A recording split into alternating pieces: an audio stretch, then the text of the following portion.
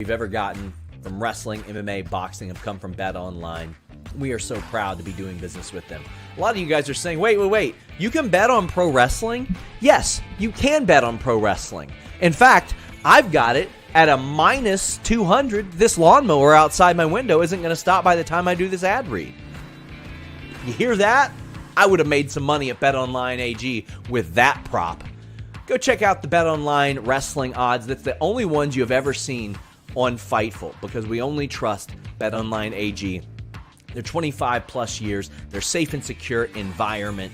Their high limits, their credit card acceptance is all unmatched. You can bet big with their rebet functionality as well. The earliest lines that you're going to find, whether it be wrestling, MMA, boxing, or other sports, BetOnline.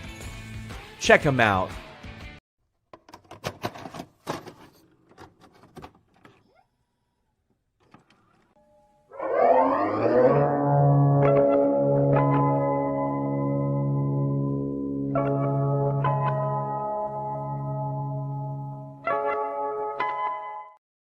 What's up, you guys? Sean Ross Sapp. Welcome to Fightful. It is August 26th, 2024. We are fresh off of AEW All In.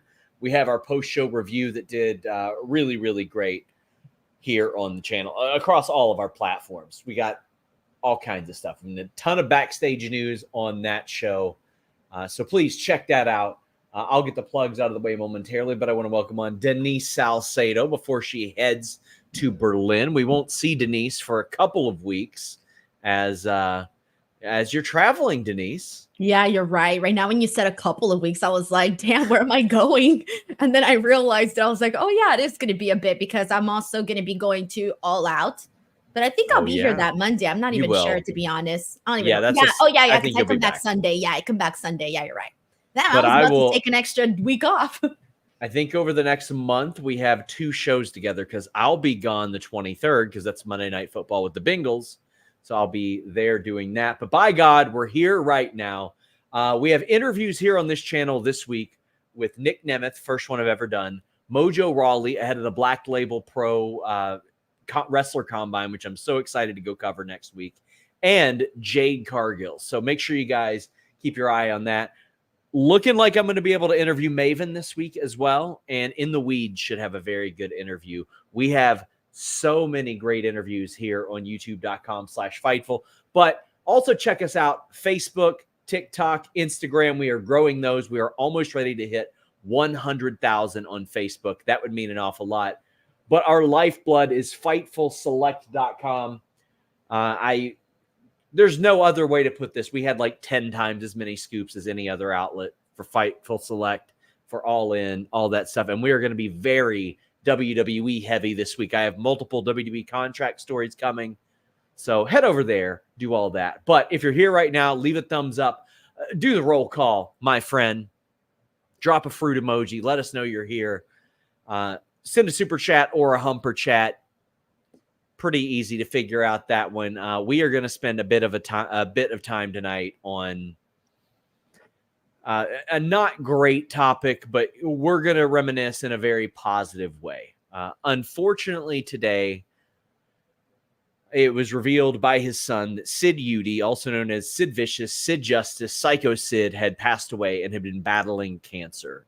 Since then, I've talked to a couple people that said that he did. Obviously, he kept it very quiet, kept it very close to the vest. He disclosed it to a few people.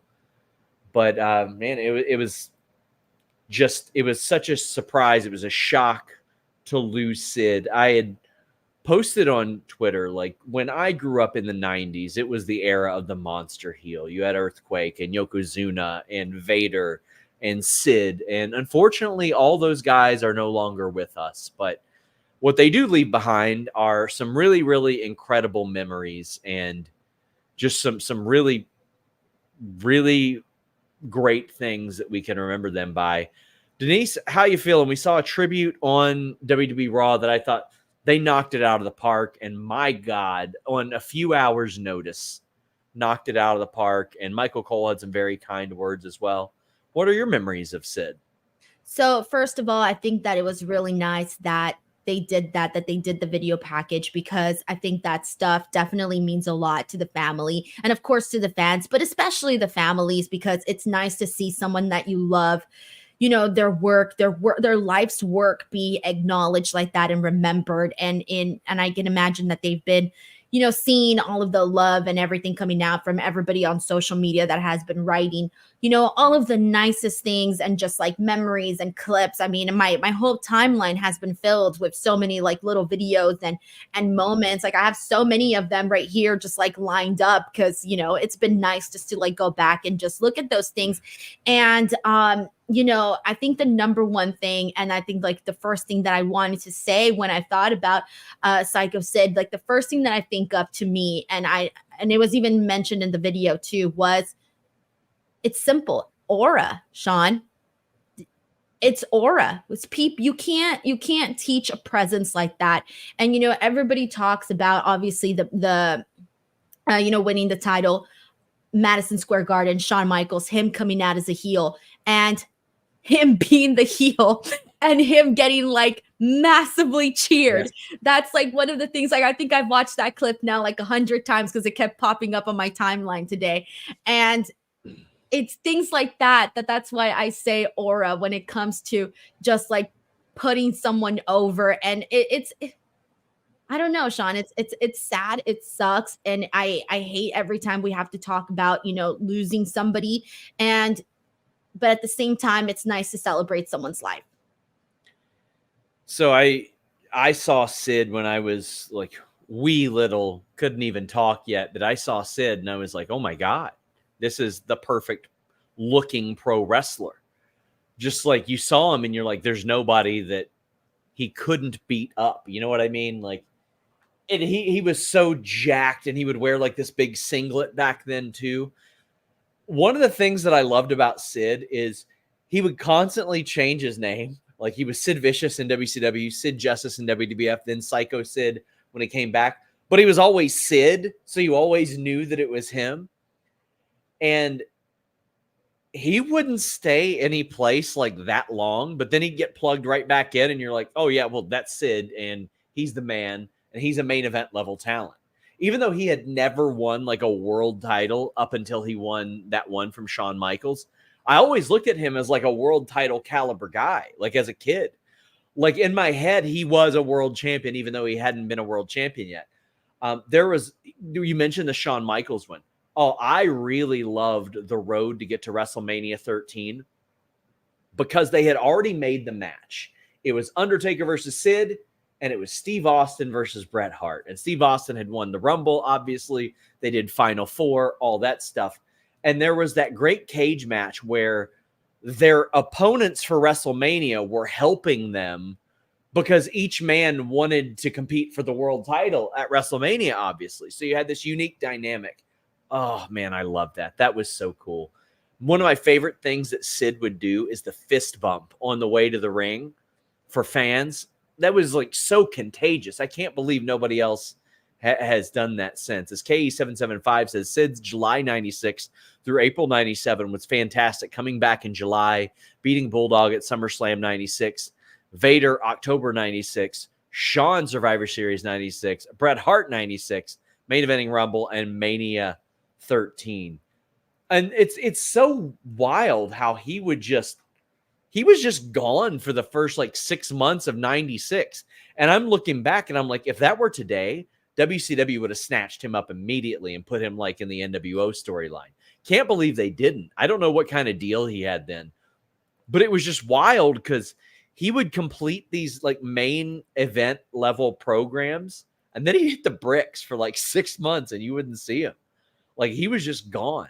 After Mania, he didn't do like anything until he showed up, I think, for 1 or 2 matches in June.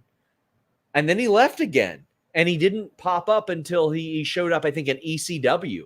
And if nobody has seen his ECW stuff, Denim Sid showing up and just whooping ass was incredible. It's just wild to think that, like, in the midst of the Monday Night War, like late 97, all of 98, beginning of 99, like if that were today, both companies would be like, we got to get his ass in here. What are we talking about? This guy was main eventing WrestleMania. They would be trying to make that work. Wild to think about. There was a Sid and Vader tag team, Masters of the Power Bomb. They were so, like, those were the two biggest, scariest sons of bitches humanly possible. Denise, I thought Sting was going to die. Legitimately, as a child, I remember being fearful that these two men were going to find and kill Sting. Just so horrified by it. And then, of course, there's the funny moments, like some intentional, some not intentional, Denise. This the Kevin Nash one. The Kevin Nash one. And then when Kevin Nash is dressed as Sid, oh my God, that was unreal. Of course, Jim Ross, we're live, pal. But one of the intentionally funny ones, Denise, when they crushed his car and he runs and he jumps on it. And he's like, Goldberg, why me? Why me? Oh, Jesus I just did Christ. it like not too long ago. I did like a little look back video and reaction to that. And I was just like laughing so freaking hard because it's the why me? And it's so like so exaggerated, good. Which kind of makes it like really funny to enjoy. But like, that's the thing. And like, I'm jealous because for me, you and I had a totally different experience when it comes to this, because at that time, like I still wasn't watching wrestling in those early years. Like, you know, in 96, 97, like I didn't start watching wrestling until like late 99. And, you know, 2000, 2001 was when I really started getting like into it. So a lot of the stuff that I saw was not live. It was on, you know, replay. It was on, you know, best of moments. And that's how I saw, you know, so many wrestlers, right? But that's the good thing in a way, because it's certain people that, you know, had great moments that you cared enough to be like, okay, well, I'm going to watch this because I know I should probably, you know about this. And that's sort of how like I, you know, learned about, you know, Psycho Sid and seeing all of his moments from back in the day. And I always talk about this all the time, but like WCW is always playing in my effing house. Like literally, believe it or not, like that's all you see on this television when you walk into this house. It's on a freaking loop. So all of those moments have sort of just like been like embedded in my head. But you also mentioned like the ECW, like having him in ECW. And it's crazy because, you know, the ECW fans, Sean, they didn't like anything WWE related, or, you know, like even with WCW and all of that. And the fact that he went out there and he got a reaction that almost made it seem like, I don't know, like a freaking Bret Hart was showing up or something. Like that was the reaction that he, you know, got. And so, I don't know, it just goes to say that presence does a whole lot. Now, I know that we've got a lot of younger viewers that, quite frankly, never really saw anything of Sid. Please go back and just see what a force this guy was. But there's a lot of people asking about, like, the softball thing, by the way. So it was a running joke that Sid would disappear in the summer and go play softball. That's why I said, like, it's shocking that he was out of action. But, like, this guy saw so many resets. Like, he was a top guy in WCW in like 1991. It's just unbelievable how he was there. And then that summer he was gone. And you're like, well, where the hell is he? After El Gigante wrote him off. Well, maybe he was playing some baseball. He shows up in WWF and he's debuted as like a newer guy and works into the program with Hogan, obviously. I mean, listen, this dude had a couple of you know, major WrestleMania matches, working Hulk Hogan, working The Undertaker in a main event. But he did like his original run in WWF was not very long. He was out of there by April. He was long gone, coincidentally, before the summer of 93 or summer of 92. And he just vanished for a year. He was just gone. And this is my recollection as a kid. Shows back up. And again, he was on there for the Shockmaster debut. Oh, yeah. And when you listen, you can hear him say stuff like, oh, God, I told you.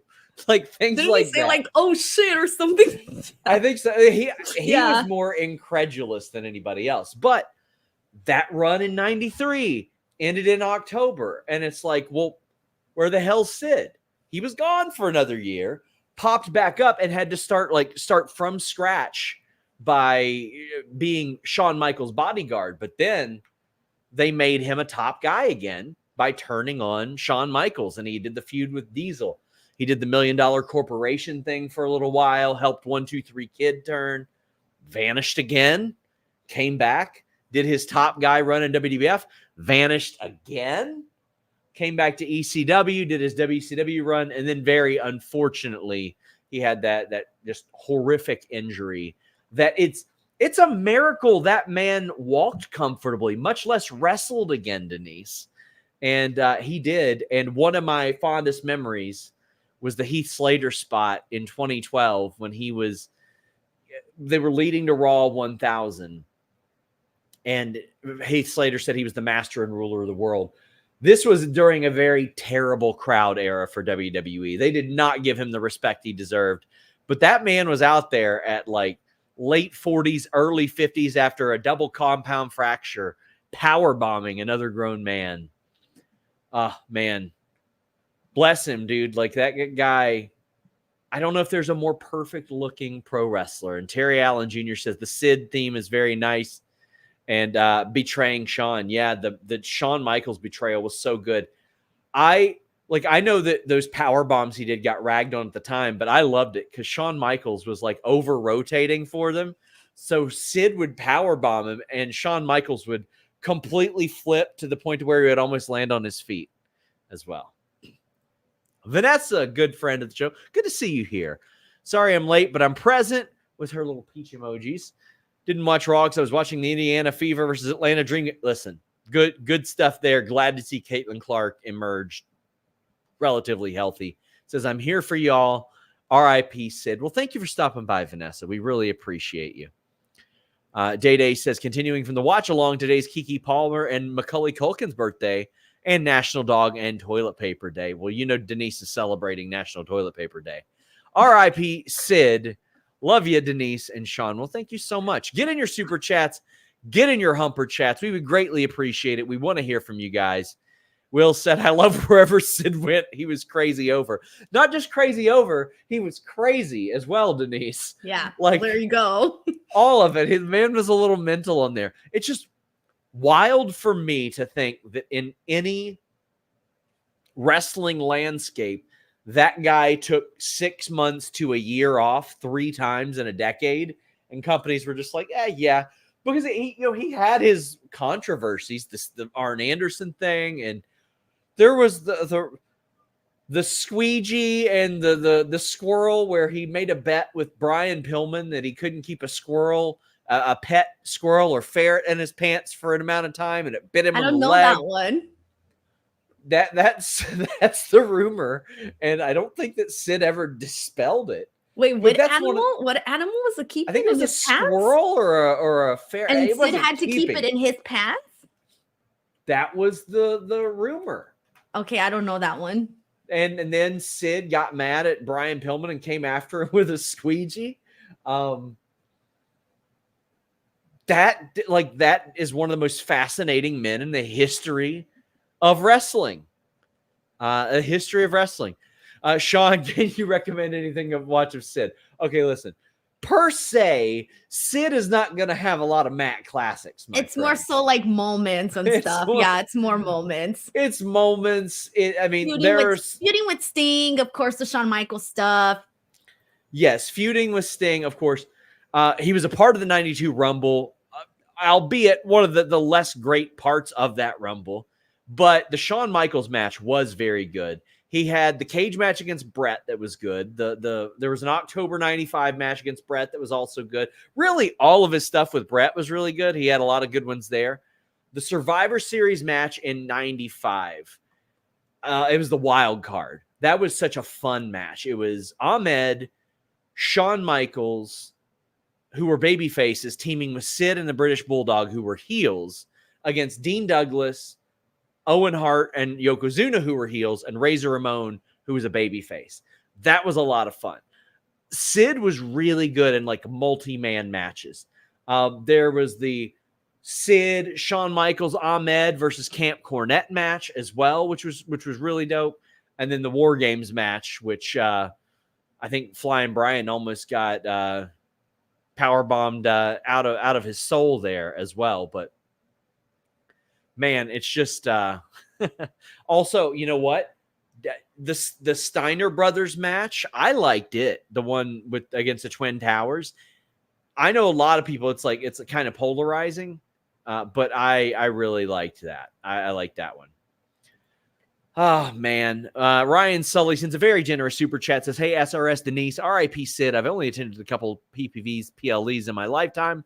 One of them was Mania 13, which Sid wrestled the main event. Gone too soon. Your 5-year Raw post-show anniversary is coming up soon on September 16, Denise. Party after Raw. We should throw a party on that day. I was going to say, are we even going to be on that show together, you and I? Yeah, you said you were going to be gone a day. Okay, September I'll be 16th. gone the next week. And yeah, I'll be gone the next week. Ryan. I got to put this on my calendar. Thank you so much. Look at this. Somebody says, Denise sell out from Wrestling Observer. Wait, she was here first. I've been with the Observer for almost the exact same amount at 4 years. I've been with Fightful for 5 years, and I've been with the Observer for 4 years. This is nothing new, guys. Right. She is what we call a freelancer, guys, because responsible outlets, when you don't have them hired full time, don't care when their staff works elsewhere, because it's weirdo shit to say, hey, I'm not paying you a full-time wage, but don't work anywhere. Now, granted, I had a few of those in my days. And Denise, you know what? Dare I say, Denise, you're probably a major reason why a lot of outlets can't do that to people anymore. I was going to say, I feel like I wasn't like the first, because I don't know everybody, but I was one of the first to like start working in multiple places because, well, people got to pay the rent. Well, I'm talking like wrestling and stuff, you know? Oh, no, I worked for an outlet before Fightful, and I've been pretty honest about it. I was on food stamps, not being able to afford my rent. I asked them for a raise. They said no. I was working at other outlets, and they tried to say, no, you can't do that. And then I said, all right, I'm going to be looking for other places to work. And for any editor of any kind of outlet, unless you pay your staff a full-time wage, you do not have say over where they work. As long as they are not and listen, if they are undermining you, well, then guess what? They can go work that other place. But I think that's lame shit to try to prohibit people from working elsewhere. Exactly. And anyways, I mean, I could go on a rant about that for like a whole hour, but I'm not gonna. Quite frankly, I want people that listen to you on Busted Open or Observer to be like, you know what? I like her. Let me go listen to her on Mondays as well over at Fightful. It happens all the time. Like there's people that will discover Fightful or whatever, like vice versa. It goes every direction, or from Fightful to this person to that person. Like it just works. Yeah. K775 says, I believe he's supposed to feud with Warrior in 92 after Mania 8. However, Warrior got fired a second time. You know what? I would like to put together something that is like a what was Sid supposed to do before he left for softball all those times? That would be kind of cute. Yeah. Patrick says, Sid Udy for Hall of Fame, long overdue. What are some of your favorite Sid matches? Going to watch Wrestle War Games match after this. Also, fuck bitch ass Billy Batty. Well, also, yes, I agree. Sid would probably say the same. But yeah, the 91 War Games is by far the best match he had anything to do with, unless you count the Royal Rumble as well. I mean, that's by far the best one. But listen, like I enjoyed the antics of Sid. That's what I liked. That's what I was there for. It was the character elements, and you mentioned it best, Denise, the aura. The man had aura to like such a different level of everybody else. He just looked. I can't even think of someone who kind of has that energy right now. Yeah. A moment, I'll tell you a match that is near and dear to my heart. Marty Jannetty was like my favorite wrestler as a kid, and he main evented Raw with Sid late 95. And that one was cool for me because they were two of my favorite performers at the time. But if I had to throw out a couple more matches, Davey Boy and Sting against Vader and Sid, Rick Rude and Sid against Dustin Rhodes and Ric Flair was a lot of fun. Yeah, those are probably a couple I would go with. Do you think that they'll induct him to the Hall of Fame maybe this coming year? And this is next one? I hope so. And he should have been in there before. He should have been in there well before. And That's why they need to get off their asses with a lot of that stuff, man. I was get off their asses. actually reading this quote from an interview that he had just done last month, and it kind of sucks even worse because it was just last month, but he was on the Attitude Era podcast, and he was asked about that, and he had said that now that Vince is gone, there's a more chance for him for that to happen. But it makes me sad to think that he was already going through this and probably knew that he didn't have much time, and maybe kind of it would have been nice for him to get that Hall of Fame moment, at some point way before. I mean, listen, if anybody from WWE happens to be watching this, put Demolition in the Hall of Fame while we still have them. Put Lex Luger in the Hall of Fame. Put these people in. Let them have their moment. Let them have their flowers. If it means something to them, let them have that for what they gave to you and what they gave to us. J.M. Miller just says, "Oh my God, what happened to my car? Goldberg!" Jason says, "First time I see Sid on my TV is when he was part of the Skyscrapers." It was Skyscrapers, not Twin Towers. That's what I was thinking of. With Dan Spivey working with the Road Warriors, that was a war. Oh, yeah. Big, meaty men slapping meat. George Moore says, "The Millennium Man had some pretty good moments in his second run in WCW. R.I.P. One of the best big men ever." I'll share a moment right now that I love. They did this Goldberg feud with Sid, and the whole thing was he wanted to beat Goldberg's streak. And you would watch, and as a kid, I was such a stickler for everything making sense. So here I am, 9, 10 years old watching this. And I'm like, wait a second. He doesn't have that many wins. I read all the house show results. I was like a little 10, 11-year-old reading the house show results. I was like, he doesn't have this many. They're like 50 wins in a month. But then they started to lean into that. And Sid would just show up and powerbomb people. And every time he powerbombed somebody, he would count it as 3 wins. So that's how he was racking up his wins. He would just show up backstage, find a luchador, powerbomb him into a table, and he's like, "That's 5 more wins." I love that. It's also a sign that you should have known you were going to be in this wrestling reporter business game. And then you were like, I don't know, these facts ain't, the math ain't mathing on these. Listen, I was making everybody defended their titles within 30 days. I was on DDTdigest.com. At 9 years old? Oh my God. As a little kid, I was probably 10, 11, but I was a little kid reading DDTdigest.com. That was my shit, man. I loved it. We got Rasselstat saying, "My favorite Sid memory is when I almost legit T-boned his car at a parking lot for a WCW house show. The fun part, his passenger was Rick Steiner, who he was facing in the main event that night. Much love to the big man." Indeed. Now, we are going to talk more about Sid on the hump this week. I'm sure Jimmy will have his thoughts as well. But I want to thank you all for understanding. Listen, Sid was a major part of my fandom. I mentioned earlier this year how important Sting was to me. And, man, Sid was as well. And I love these big sons of bitches that we had in wrestling in the 1990s. And you know what? I think there were a couple fellas tonight that did them very, very proud. This is a night for big meaty men, honoring. Did them very proud. If you all have super chats, humper chats to get in, please get those in. Let's hear from our wonderful sponsor at Nord. Oftentimes we talk about NordVPN.com/Fightful, and I'm telling you about 1 or 2 different features that they have. How about this? I'm going to tell you about a bunch of them. Threat protection, global server network, safe from disruptions with their kill switch feature. They have reliable encryption. They have the fastest VPN on the planet, a 30-day money-back guarantee, great deals at all times, incredible reviews online from some of the best publications in the world, and 24/7 support in case you don't know what you're doing or how to use it. They got you covered. Shield your data from snoops and criminals. Protect yourself on public Wi-Fi. Secure every device you own. Add extra layers of security to your digital life with NordVPN.com/Fightful. If you're abroad, listen to your favorites. I know a lot of wrestling fans have been traveling a lot more with big events. NordVPN.com/Fightful will protect you.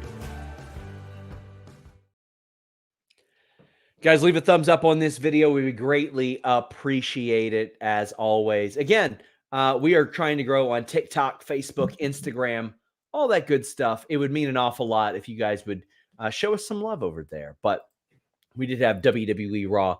This will be a little bit more of an abbreviated review, as we did spend a lot of time on the Sid stuff. Meet Norma said, "Hi, SRS," and the pillow hammer, Denise Salcedo. Am I missing something? Why are you the pillow hammer? You don't want to know. What are you doing? You out here pulling some JD Vance stuff? Yo, what? I ain't doing no couches.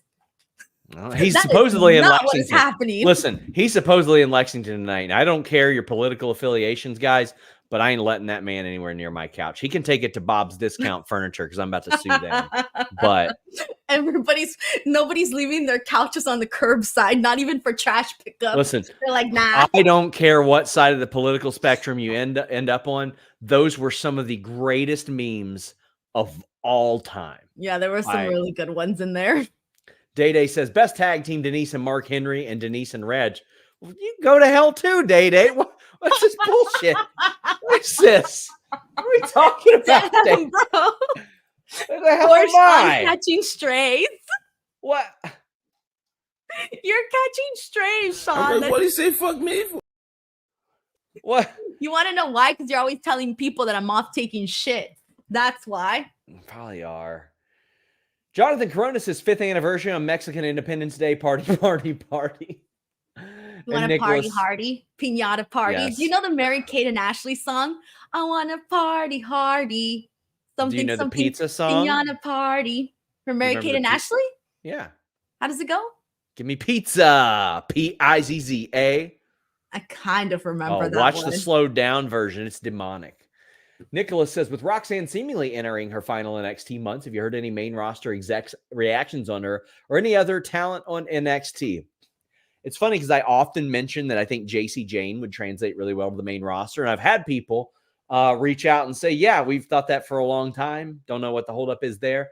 But with Roxanne, it is like it's a when, not if scenario for her. Like they all know that she's going to go up to the main roster and that she's going to succeed.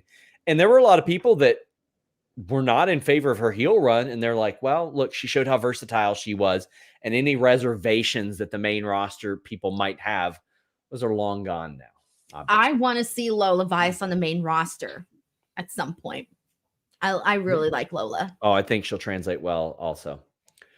You got the Judgment Day promo, but it gets interrupted by the LWO. All of them. This leads to a big match where the Judgment Day ends up defeating the LWO. The thumbs down here, Denise. What's up? Yes, I was so angry during this because Dominic Mysterio was about to hit a freaking frog splash off the top of the rope to Rey Mysterio on the commentary table, and the freaking Terror Twins, Rhea and Damian, came to save Rey. And I love Rey. Hell, I'm wearing my Kitty Rey Mysterio shirt. But I wanted to see that damn frog splash, and I was so mad when it didn't happen. You think too many people do the frog splash? I think a lot of people do it, but not everybody does it great. At one point in WWE, Dominic, Rey, Kevin Owens, Montez Ford, and Sasha were all doing it. And now Mercedes is gone. I'm like, we could probably do with Kevin Owens doing something else. Dominic, I understand. Rey, I think it should be a rarity. And Montez, I'm like, he kind of claimed it. It was kind of his after he did it that good. You know I don't mind it at all because I think everybody does a different version of the frog splash, which is kind of crazy to say. But they've all just added a little tint of something different to add their own flair to it. And I've brought this up a number of times, and I was so happy because Corey Graves did as well. You know, I'm not referring to the horrible things that Art Barr did because he did some gross shit. But like as a performer, Dominic reminds me far more of Art Barr than he does Rey Mysterio or Eddie Guerrero. And that was Eddie Guerrero's tag team partner back in Mexico back in the day. And that's who he really reminds me of. And that's a good comparison as far as a performer goes. Yeah, definitely. And I feel like that when it comes to the frog splash, I do think that a lot of people I don't love how everybody does it. I think some people do it really well and some people don't do it as well.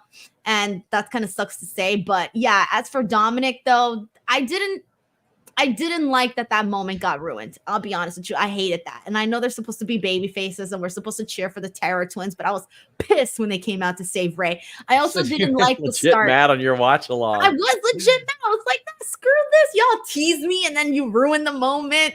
I mean, I don't understand why the LWO would have any love for Damian Priest and Rhea. Like, Rhea turned Ray's son against him, Denise. Yeah, broke the family, true. Showed up at his house. Yeah, that is true. What? I want some continuity here. Well, I mean, I think they're just along the lines of, oh, well, we're all baby faces, so let's all freaking get in a circle together and hold hands. I don't know. See, now I'm even more mad. Why'd they have to come out and ruin it? But for the opening promo, I also didn't like. I didn't think it was a hot way to start off the show. I thought that Judgment Day felt really flat. The new version of the Judgment Day felt really flat with that opening Raw promo. There was really nothing. Like, tell me something they said. Liv and Dom are on top. Okay, great. Whatever. Well, Apex Caliber says Finn and finally saying that Priest and Rhea were the heels. Yeah, he is sort of justifying like why it is that they're the good guys, so to speak. But kind of think that everybody are assholes in this situation. It's just there's a couple of people that are more likable assholes throughout this entire process. Yeah, they did a whole video where they were talking about how they're the bad guys and I don't know what else, Damian and Rhea. They did a whole video about that. And I thought, okay, so they are bad guys. So then why are they coming out to save Rey Mysterio? Yeah. I mean, maybe they didn't even like Rhea Ripley. Maybe if it's them trying to make good for what they've done to Rey, that I'm like, all right. And we'll then see. You start with an apology. Hey, sorry, Rey, that we ruined all of your family holidays. Listen, I wouldn't mind them bringing that up next week, like saying, we realize now what we did was messed up. And we realized that we were the catalyst for some of this, because I think that reflecting on your poor behavior is a very babyface thing to do. Nobody's perfect, obviously. We also had the Terror Twins promo. Rhea speaking in Spanish is going to get a lot of, engagement on social media. So there's that. Apex says Rey even complimented Rhea out of nowhere. Well, listen, that's going to happen. We've also got. He hates La Liv. That's what he called her. La Liv. La Liv. La Liv. Isn't that the Liv? Yeah, but it's like the Spanish? Female version. Yeah, La Liv. Okay. He goes, why the hell they save Rey? I'm with you.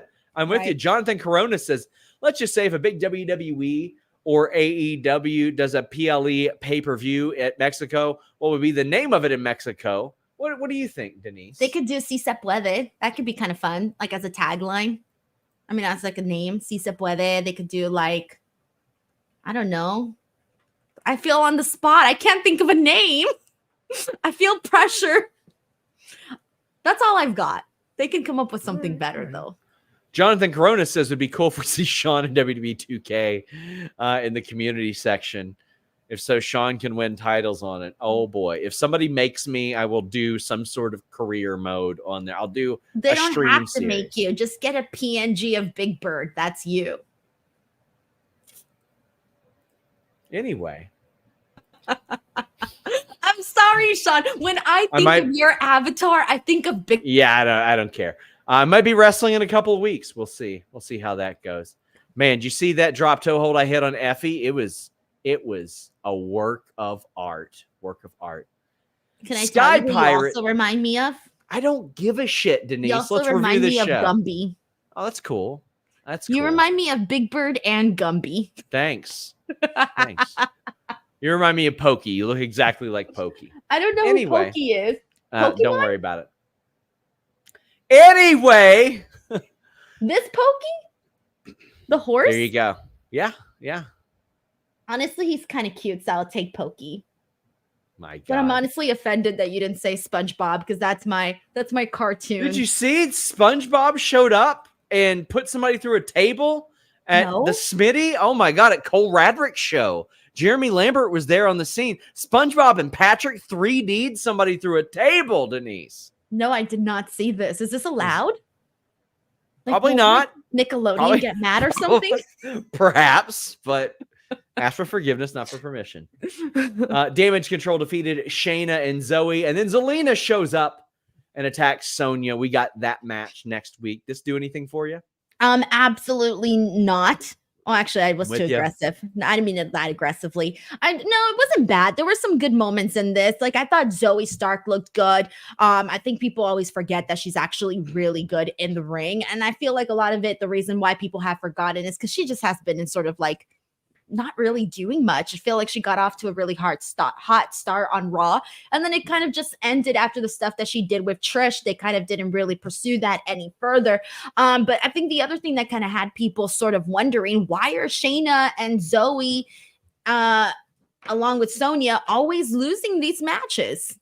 They're supposed to be the cool pure fusion collection or whatever, or collective. It's a terrible name. Yeah, PFC. It's a horrible name. It really I know. I feel bad because I feel like people now hate the group just because of the name, not because they suck or anything, but because of the name. Now they're getting hated on. As I look here, okay, yeah, they lost. They lost tonight. They lost last week. They didn't win the week before that. Shayna lost the week before that as well. Okay, maybe it's not just the name. But Damn. I feel like people are turning on them. And I feel, again, that it happened because of the freaking name. It sucks so bad that people are like, nah, I can't be on board with that. It is a weak name, for sure. For sure. Not for me. You think they'll change it? No, I think they're in too deep now. I think they're in too deep. They just call it, like, shorten it, collective fusion. So, what is the NXT team? Fatal Influence or whatever? That is such a Fatal Influence. That's such an NXT name. But it's then better. They aired the vignette on a commercial, and JC Jane said, "We are the example." I was like, that's a better name than Fatal Influence. It sounds like a Harrison Ford movie from like 1992. Oh my gosh. I've recently, so I know I'm super late on this, but I've recently developed a big crush on Harrison Ford. Because I finally paid attention to Star Wars. I was forced to watch it the other day, and I was like, damn, Harrison Ford. And I didn't know he was the one from, sorry, I'm out of the loop on this world. I didn't know he was the same one from Indiana Jones, and I've never seen Indiana Jones, so now I feel like I should watch Indiana Jones. But then I watched a love story with Harrison Ford from, I don't remember what the love story was, but Working Girl. He was also in Working Girl. And it was a couple years later, I think, after Star Wars, and he aged so much. I couldn't believe it. But anyways, Harrison Ford is kind of my crush right now. But like back in the day, Harrison Ford. Don't lie. I don't even know what he looks like right now. Denise, don't lie. Listen. What? That's doing something to you right there. Hey, little old lady Denise would be all up on that, okay? I don't shame. Little old lady Denise would be wanting some piece of Harrison Ford, okay? All righty then. But yeah, I had a crush on him from Star Wars, and yeah, now I gotta watch Indiana Jones. Day says, Sean, you're better as a singles competitor. That I am. Jonathan Corona says, when I ask, when do you think we'll see Delta, Lucha Bros, Steph, or Julia in WWE? Lucha Bros will be well on down the line, probably after one of the, like, I would put them on SmackDown on USA to help establish that, but I would debut the new women in WWE on NXT after they move to the CW. Exactly, Denise. You show people on CW that this is a show worth watching. Love for Boost says, you remind me of Surf Ninjas. Gumby? You mean Pokey's friend? Hell yeah, I used to watch that all the time. Love for Boost said, had a WWF themes album and WWF magazine in the mid-90s with Sid on the cover. Used to love listening to his theme and doing the crazy eyes before power bombing my wrestling buddies. R.I.P. Sid. He had a great power bomb. Did you ever have a wrestling buddy? I got one right now. Oh, I've never had one. Who do you have? Oh, I guess we'll find out in just a second who Sean Ross Sapp has.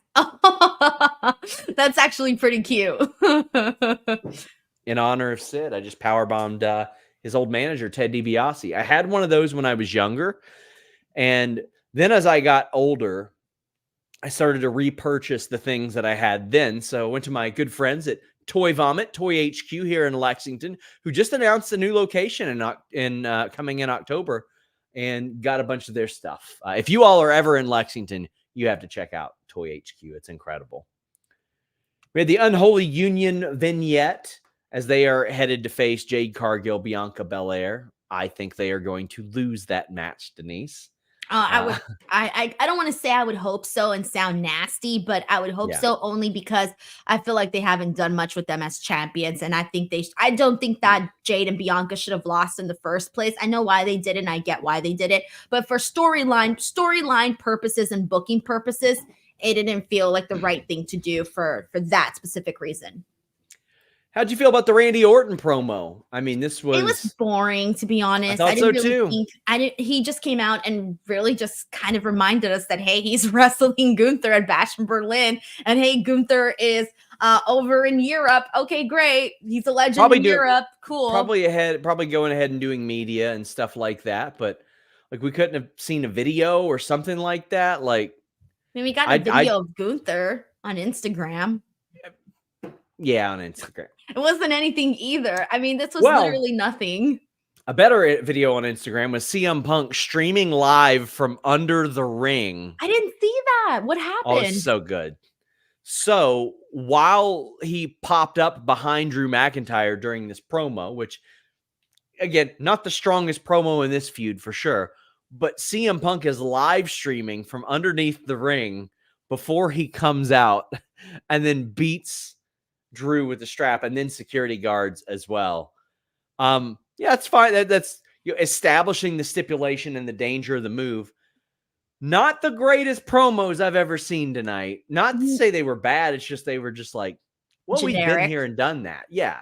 It feels like they've kind of done everything there is to do in terms of like the talking, especially for Drew and Punk. But I mean, especially more so for Gunther and Randy, there really wasn't all that much. But with Drew and Punk, I think if they thought a little extra hard, they could probably come up with something better than what they had Drew to do today. Because Drew really basically just recapped everything that had been going on and talking about the bracelet again.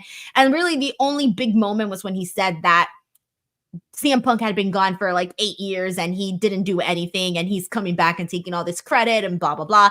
And then sort of like making it seem like CM Punk fans are cult fans. Like cult-like fans. I like that.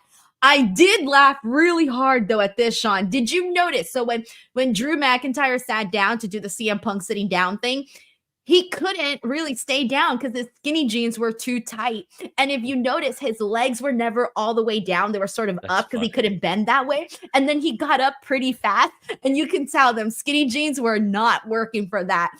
So that was kind of funny. But I did like this, though, because when CM Punk came out, it was cool the way that he basically, ended up throwing him on the commentary table, ended up hitting him with the strap out. I thought that was really great. I feel like and then once the security guards came out, I was kind of pissed because I thought, oh man, this is happening again. First, we were screwed out of the frog splash from Dominic. Now we're screwed out of a beating here from CM Punk to Drew. So I was effing thrilled when CM Punk went and started hitting all of the freaking security guards with the strap. So I did think that kind of made up for it. And it made for a little fun moment. So I did think that once Punk got out there, it turned into something fun. But yeah, the promo from Drew today was just nothing really special to really talk about other than what I mentioned. Yeah, the promo stuff tonight, there was nothing momentous. KE775 says, do you think they have any surprises planned for Saturday? I don't. No, I don't, honestly. That's really all I don't think they do. Personally. I think for these shows, they really rely on the fans and the fan energy to really drive the show. They have good matches, predictable matches, but they have good matches. So I'm expecting the matches to be good. I'm expecting the crowd to be lively. And that's sort of my expectation for Bash in Berlin. Stephen Harden says, Sean, thank you and Denise for making Monday night so fun. You see the Drew Punk feud ending this Saturday, or do they get one more match? To me, it seems like their feud is losing steam. What do you think? I think they will maybe do Hell in a Cell at Bad Blood as well. But yeah, it absolutely is losing steam. Friendship bracelet thing ain't for me. It ain't my thing. I don't like, it's not that big of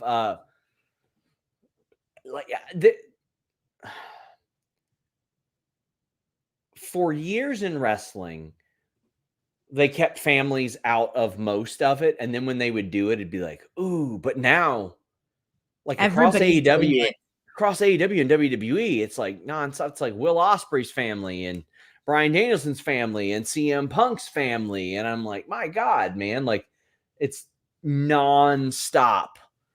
But in their defense, though, okay, Will Ospreay's wife, wrestler. Okay. CM Punk's wife, former wrestler.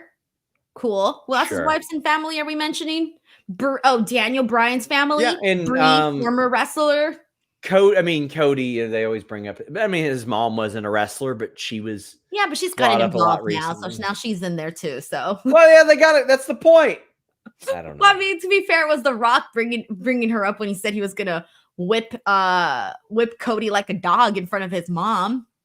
It's a lot. And my God, Mariah slapping her own mom. Like, oh yeah, that too. Yeah, you're right. Christian, as somebody said, Christian talking about dead dads for a year and a half, all that stuff. That's his whole gimmick though. So I'm okay. I know. I'm saying they're doing it too much in wrestling. That's the point. They're doing it way too much. I'm gonna buy you a friendship bracelet. Do something different. Sean. I'm going to make you a friendship bracelet, and then we're going to have Jeremy Lambert steal it from you, and then you're not going to care, and then feud's over. Well, I just want to say, like, it isn't necessarily picking on Drew and CM Punk. I'm just saying in general, wrestling, do something different. But what's more insulting than insulting someone's family? Listen, Denise, you're talking to a guy who ran a man off Twitter last month over stuff like that. Man has still not emerged. I get it, but like, goddamn, it's scripted. It's fake. You can make up your own stories. Fine. Do something different. Their pets? Oh, wait, no, technically they're already doing that with Larry. They're doing that shit with Larry. Pharaoh was just on the show. Oh, yeah, Pharaoh. Cut that shit out, too. Stay out of PetSmart. All right, so no family, no pets. Exes? Can you do it? Why would you care, though? That doesn't matter. Okay, what else? The only thing is pride. Someone's ego. There are other things. Well, name some. I'm trying to think of some. Do something different. That's all I ask. I feel like T-Pain just right now, just screaming at the world to do something different. Maybe all the stories have been told already. No, cut that shit out. There are new movies all the time.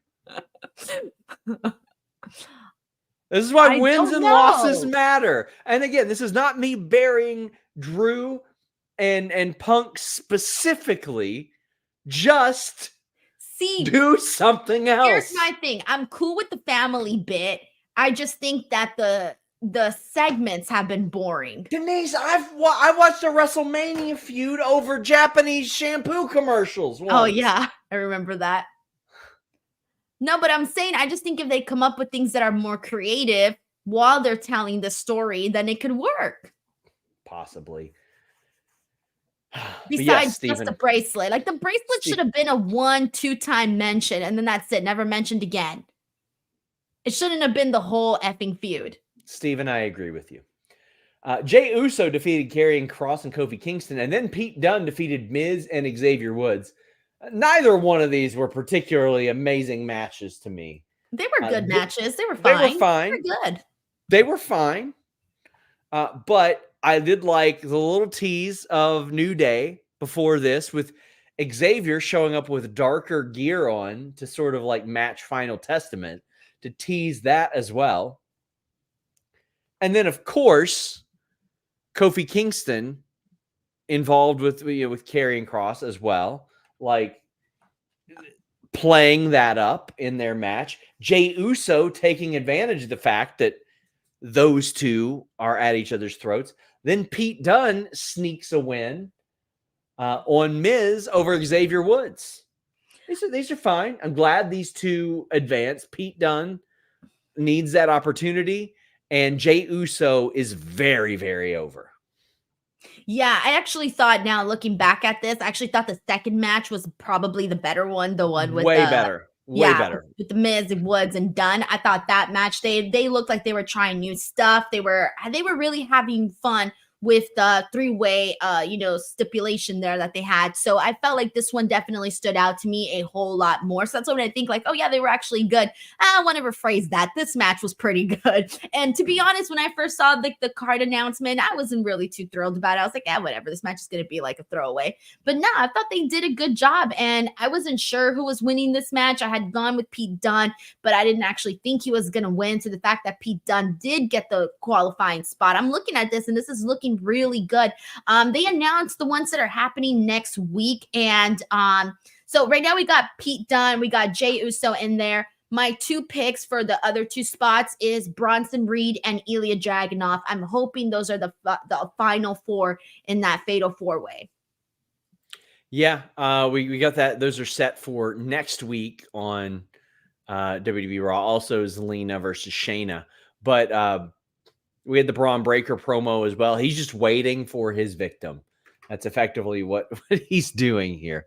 But I did say, I will say this, Miz outperformed from where I thought he was.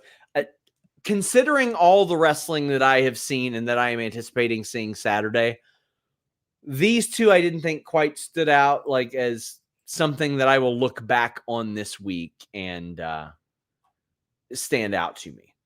K775 says, do you think Liv and Rhea ends, at least for now? Bad Blood feels like a Raw women's division has been put on hold for this feud. Well, the reason it's been put on hold for this feud is because that's just the way that WWE has booked women's wrestling over the last year or so. They have not developed contenders underneath. So you had Piper Niven challenging off of nothing. You had, my God, who else was it? Alba and Isla off of nothing. Mi Chen won a match against Tiffany Stratton, but the person that she's facing, Nia Jax, she's lost to twice in the last couple months. So they got to do better at building. Like Mi Chen got over, but you need to give her more wins. Michael Branson says, we have one feud about a bracelet and the other about a necklace. Triple H is all about his jewelry. Now we need one about a ring or something. Jonathan Corona says, question for you both. Which wrestler has the best pyro? On top of that, which stadium has the best wrestling pyro? Probably Cody, because he has a bunch of pyro. I'll throw three from back in the day. Booker T, the flames that would rise. Oh, we're talking all time or just current? Sure. Batista. Yeah, let's go. Jimmy Jacobs during his ROH match where they just used all the pyro that they weren't going to take across the border. Oh, yeah. And Gangrel coming up from the fire was very good. What about the Dudleys? Because they have the one that shoots cool. for like. That was cool. Yeah, as far as with the little. As far as stadium, I can't think of any that come to mind, but I will say this: the stuff at Wembley yesterday looked unbelievable. Dude, looked like Disneyland pyro. Have you seen Disneyland pyro? No. It's amazing. Disneyland pyro, they go all out, man. I mean, they had their fireworks show. It's iconic. Guys, get in your super chats, get in your humper chats. Let's talk about this segment. We ain't really going to talk about the damn match, besides the fact that Bronson Reed did a suicide dive. What we saw were two sirloin beef sons of bitches, hopefully starting the Peter Griffin versus the Chicken storyline. They, in two specific nights, really got Bronson Reed over as a must-watch performer and may have rehabilitated Braun Strowman. These two fought to the backstage, threw a trash can at Braun. Then Braun knocks Bronson Reed over the car hood, but Bronson Reed ends up slamming Braun Strowman and doing the tsunami off this ledge onto the top of a car. Dream Ninja says, here's $5 for the most insane tsunami I've ever seen. Rhea, Damien wearing each other's merch warmed my dark heart. But Jonathan Corona says, not going to lie, if they give us Braun versus Reed in a PLE, they'd given us at Berlin, they could hump. Well, listen, I think they should keep it to Raw. What I worry about is Braun Strowman in this thing was like, oh, can't feel my fingers. I don't know if they're writing him off because he has had those troubles in the past. But I'm like, if they're writing him off, how in the hell was he allowed to do all that? Like, if he wasn't cleared, how was he able to do this? Denise, this was incredible. They have made Bronson Reed so must watch. Dude, this was, I don't know how to explain this, but this was my name written all over it. This is the kind of shit that I love to see. And I have been, how many times, I think people here that watch the Raw post show constantly, you guys have heard me say, push Bronson Reed now for months and months and months. I was getting annoying about it. And honestly, I'm kind of thankful because we finally feel like it's happening for Bronson Reed, where he is somebody that people look for. He's gotten the tsunami over. People are making, predictions as to how many he's going to hit on every opponent. People care about him. The whole thing that they did outside the ring, from the back of the stage to the parking lot, and the freaking tsunami off the freaking wall to Braun Strowman on the freaking car. That was so awesome. Sean, how many times don't you and I talk about how WWE doesn't have all of these moments that in like 5 years, I'm going to go back and look for the clip, right? We all have our clips that we like to go back and watch, right? There hasn't been that many for me in recent years where I can honestly say, I want to go back and watch that. Like these really memorable moments, like things like this. And this is something that I would probably go back and watch in like 3 years or whatever. Be like, oh yeah, I remember that one time that Bronson Reed hit the tsunami on Braun Strowman. That's those kind of moments that I feel sometimes we still need to have, especially, I don't know if it's because we look back at things fonder from our past or what, but I really do think that we need to have more moments like that in WWE. And this was one of them. And the moment where you just see like the dent go in the car, you see the glass break, you see a little electrical issue. Man, I love all that stuff. Are you kidding me? I'm going to remember this. And this was very fun. I think you're right in terms of them sort of, making Braun Strowman feel brand new again, because God, I remember when I was doing my SummerSlam rewatches and they had so many great stuff for Braun Strowman. And then out of nowhere, he just kind of became somebody that you didn't even care about. At one point when he came back to WWE, like you didn't even really care. I feel bad to say that, but you just really didn't. And now I'm like, oh, okay, we're getting these two big meaty dudes. I mean, when Braun hit Bronson Reed with that big boot, I was sold on a big boot. That's not even anything amazing. And I was sold. I had a great time with this. This was awesome. And I think they have something really special. I want them to continue this. I keep saying, and have for years, a proper Peter Griffin versus the Chicken storyline. I'm not talking about two people who can coexist and be across a table from one another. No, when the show comes on the air, they're fighting. There's a match happening in the ring, and you got somebody running to ringside saying, no, stop what you're doing now, because we need the two of you that are in the ring having a match to help us back there. We need everybody to possibly help us. That's what I want to see out of these two, and it will get Braun Strowman over. It will. Oh, yeah. He's already over my book, bro. Bronson Reed for moms. We need to keep that shit going. DNC Digital says Punk loves Bret when he spoke of the bracelets fans give him. It reminded me of when Bret Hart's jacket was stolen by Jean-Pierre Lafitte. PCO still at it, by the way. Still at it. PCO. Chad Gable against Uncle Howdy. Uncle Howdy ended up winning this. There was a lot of shenanigans here. I wouldn't say this was a great match, but there were some really cool spots in this match. There were like the Olympic slam on the table. There was the big, like, I think it was a T-bone superplex. And then Wyatt Six got involved. Ivy Nile got involved, all that. But like there were like three really good moments during this match that I thought that's kind of how you need to construct what they're doing here. And I mean, here's something wild to think about, Denise. Do you know when Bo Dallas's last singles match was? No, when? August 2018. Do you know who it was against? No, who? Scott Dawson. Damn, I didn't even remember Scott Dawson. Exactly. I thought of that and I said, who's Scott Dawson? I go, oh my God, that's Dax Harwood. Yeah, I was going to say, I didn't even register right now. I was thinking about it. I was like, wait a minute, hold on. I forgot. Yeah, that's how long it's been since he's had a singles match. Holy shit. Pre-COVID too. Pre-COVID 5 years since his last in-ring match. That's just so wild. But there were some very cool moments here that I thought at least condition you early on. It's like, all right, well, Bo's been out of the ring for a while, but he's taking some wild-ass bumps here. Like, that angle slam on the table, or Olympic slam they called it, and such. And Bo is only 34 years old. He's 34 years old without having bumped for the last 5 years every So every really, he's single week. 24. Well, I mean, he also got started very, very young. He was training at 18. He was on the WWE main roster at like 21, 22. Like, he was way, way ahead. But I thought this was harmless, and they got the win here. Yeah. I popped How'd so you hard feel? for the angle slam. That's the only It's part I good. care about to mention. That was the only part of the match that I was like, oh, nice. Because I mean, it was awesome. And on the commentary table, it was really cool. But I think the number one thing that a lot of people were mentioning when I was doing the watch along was the wig, the big giant wig. People not really feeling it, too much hair. I do kind of feel like it was a little bit too much, but at some points I did find it a little bit distracting, especially because I kept noticing that he kept having to like move the hair whenever he had to like do certain things. So I wonder if they're gonna like maybe tweak that a little bit. I think they should. Just felt like a little too much. So that was the other really big thought that I had during this.